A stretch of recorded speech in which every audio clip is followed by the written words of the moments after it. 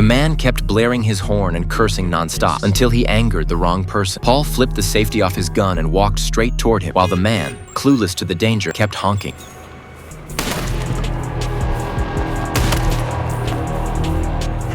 Paul was the ruthless leader of Kosovo's largest terrorist organization, responsible for countless atrocities. To find the whereabouts of his enemy Sam, he had taken dozens of hostages to a warehouse at the seized airport. When Paul noticed Ruth's striking face, he became interested. Ruth cursed him, calling him a monster, and he slapped her hard across the face. Then Paul dragged out another blonde woman from the hostages and demanded to know where Sam was. Ruth shook her head and barely got out a no before Paul slit the woman's throat in front of everyone. The brutal scene left the hostages terrified. Trembling with anger, Ruth screamed that he was nothing but a beast and a demon. Wiping the blood off his knife, Paul stepped toward the group again, this time grabbing a little girl. He pressed the blade to her neck and repeated his question. Faced with a choice between protecting the man she loved and saving an innocent child, Ruth broke down as the knife began to draw blood and finally gave up Sam's location. The moment he heard it, Paul gathered his men and set out to capture Sam, vowing to tear him to pieces. But just as they left the warehouse, the sound of heavy machine gun fire erupted. At the same time, 5 Russian Special Forces operatives had arrived at the airport under secret orders to seize control and hold it until peacekeeping forces arrived. The firefight broke out immediately after Paul's departure. The sniper, armed with an FRF-12 rifle, took out a rooftop guard with a single precise shot,